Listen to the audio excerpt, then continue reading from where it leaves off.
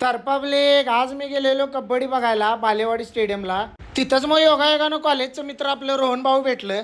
आतमध्ये एंट्री करता गब्बर म्हणला ले पंगा. आम्ही आले आता मॅचला सुट्टी देत नाही, जोरात विषय जोरात ले पंगा. आतमध्ये मग व्हीआयपी ब्लॉकचं तिने बँड लावलं. नंतर एंट्री केल्यानंतर खतरनाक वातावरण होतं स्टेडियमचं एकदम. कबड्डीच्या स्टेडियमला पहिल्यांदाच जाण्याचा योग आलता, ते पण आपलं भाऊ गब्बर मुळे. कबड्डीचे स्टार राहुल चौधरी यांना हात केला, तिने पण आपल्याला हात 20 मिनिटं राहिल्यात आणि मॅच चालू होणार आहे. विषय एकदम डेंजर करायचा आहे आपल्याला. भाऊ आपल्या इकडे गब्बर पण आहे, गब्बरचं नियोजन जोरात आहे.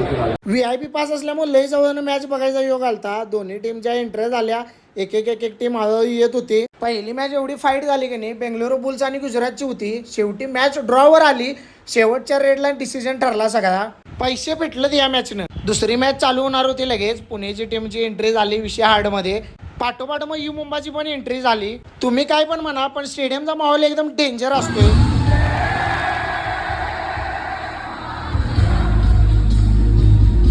शेवटची 2 मिनिटं राहिल्यात आणि मॅचमध्ये रोमांच जोरात चालू आहे. पाहू शकता की